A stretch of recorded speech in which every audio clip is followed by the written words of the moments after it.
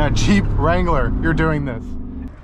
What's up guys, back with another video. Today we have a very popular car, a Jeep Wrangler, but not just any Jeep Wrangler.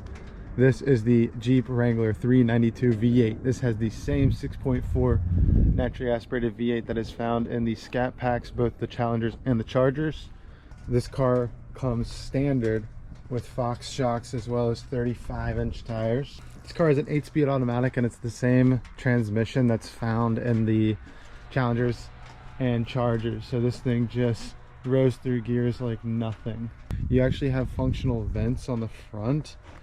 Those allow cool air to get into the engine, so you can cool your engine faster and produce more power a little bit quicker.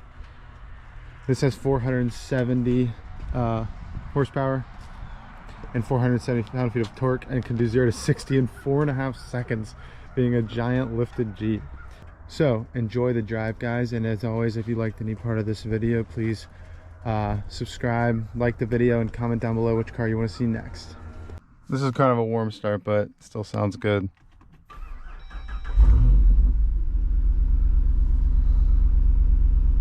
And the 392 comes to life. You have an 8.4-inch display on the inside. The thing about this Wrangler is it's the perfect combination of luxury and rugged.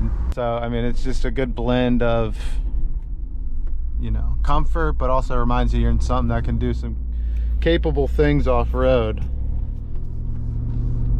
And then of course you have this 6.4 liter V8 making almost 500 horsepower to play into the mix. So you also have an active exhaust button, which, let's see, I'm gonna do a couple revs and I want to see if you can hear the difference. So this is with the active exhaust on,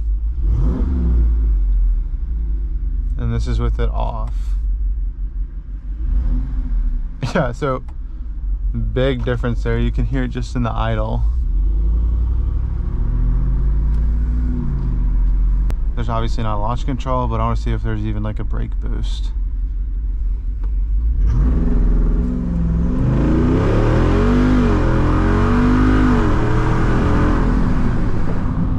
Oh man.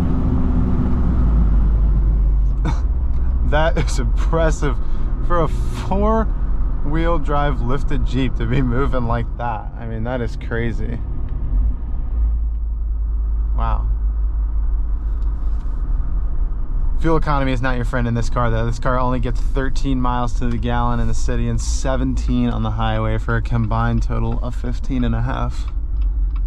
I think you could get a little better than that on the highway if you were in cruise control, you know, 55 miles an hour, but for the most part, you're not doing great.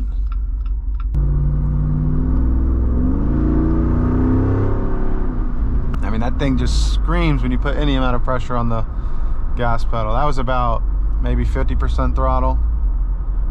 You do have paddle shifters as well. They are only like the half paddle shifters, which I'm not a huge fan of, but they still function well. And with that 8-speed transmission that you're getting from the Scat Pack and Chargers, I mean, the gear changes are pretty instant. I mean, just tap, tap. You're moving through gears easy. You can slide this over into manual mode itself, or you can just keep it in drive and use the paddles. Right here you have your shifter knob for your 4-wheel drive controls, as well as an e-brake. Pretty deep cup holders right here, and a nice decal of the Jeep. You have front and rear differential controls up here. Connect and disconnect your sway bar. You have off-road mode down here. This car does come standard with a 2-inch higher lift than every other Rubicon, as well as 35-inch tires. So that does come standard on the 392s specifically. We are definitely gonna have to go and get gas in this video. I mean, this thing is a gas guzzler. All right, boys, all gassed up.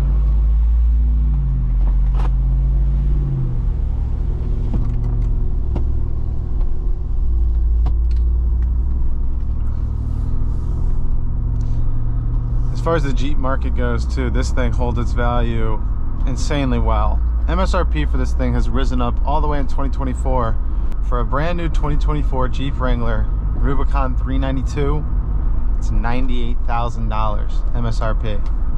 This car, as it sits, is a 2022 with 42,000 miles on it for $70,000. So I mean, this thing really holds its value. I guess they have got a hot, list of people who want these, because they have not depreciated as much as you think they would have, especially for being such a almost impractical car for a lot of people. Because if you're buying this car, I mean, you're probably an off-roading enthusiast, or you just want a special Jeep. I mean, is this the Jeep people are looking for, like on a day-to-day basis? I mean, I feel like a lot of people who want a Jeep are just going to be happy with a regular Wrangler. So I'm not sure which crowd of people this is trying to serve, but I know one thing: it's really fun to do this.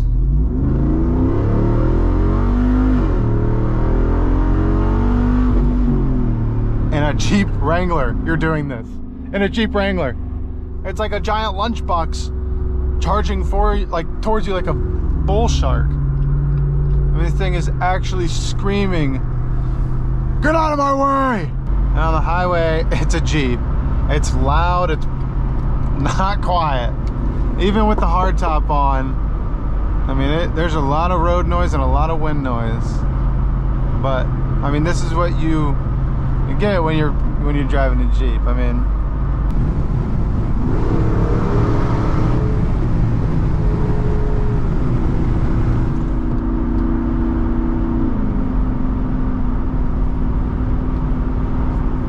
mean, this engine is just so fun to play with under underpasses around the city. I mean, it just reverberates off of everything around you. It's like, this is almost like the American G-Wagon. You take a Jeep Wrangler and a G-Wagon. What do they have in common?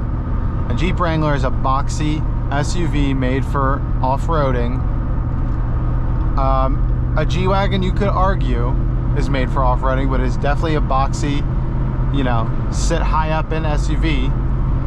One has a AMG version of the G-Wagon has bi-turbo V8. This has a 6.4 liter V8. Both are making good power. Both are fast SUVs. The only difference, the main difference to me, would be that the Mercedes is definitely a little bit more luxury than this. And another thing that you realize, okay, I'm in a Jeep Wrangler, not something like a Trackhawk or a G-Wagon, is this.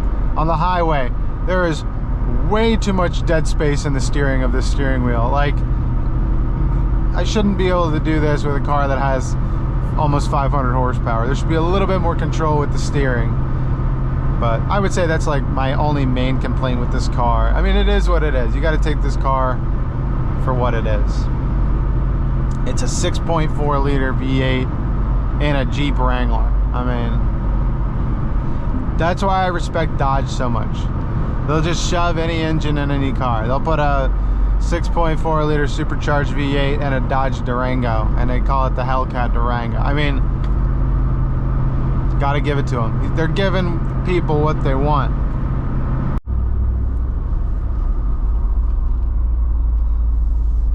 Around curves in the Jeep, you do feel the weight of the vehicle, it being a top heavy vehicle.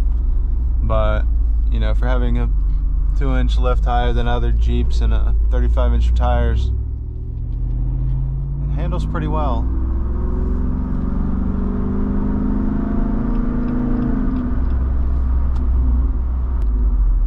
Around the town, it's comfortable. You're taller than everybody, which is something I enjoy. I mean, this Ford Explorer, I'm looking directly over the roof of it. This RAV4, I feel like I could drive over. I mean, this car just, it really brings the macho out of you, especially if you're, driving this car in America. You feel like a patriot when you're in this thing. Just loud screaming V8. You're in a Jeep, American made. Yeah, I mean, there's not much else to it. It's a dailyable car. I mean, if you aren't concerned about gas mileage, you could definitely daily this car, 13 miles in the city per gallon. It's not the greatest thing in the world, but you can do this. And that's pretty fun. So, I mean, You gotta take it. So I mean, you gotta make some sacrifices. Do you want to be able to do that, or do you want good gas mileage in your Prius?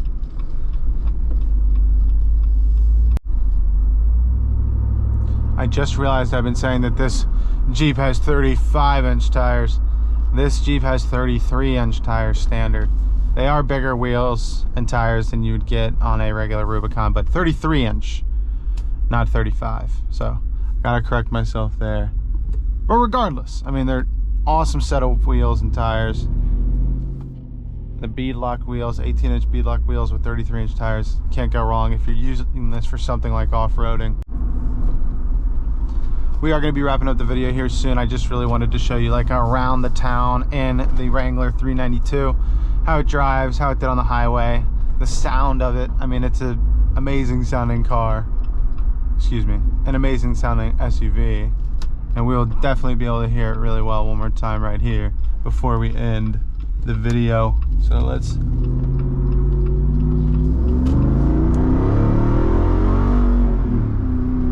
yeah, I mean, this thing just sounds amazing, just truly amazing. But that's gonna do it for me, guys. If you liked the video, please subscribe, like, check out my other videos, man. I just did the Cybertruck before this, that did really well. And then you know, I've done quite a few cars at this point. So if you want to see a specific car, please comment down below. I will do my best to get to it. And yeah, I'm just excited to hear what y'all have to suggest for me. And yeah, I hope y'all have a great rest of your day and enjoy the video. Peace.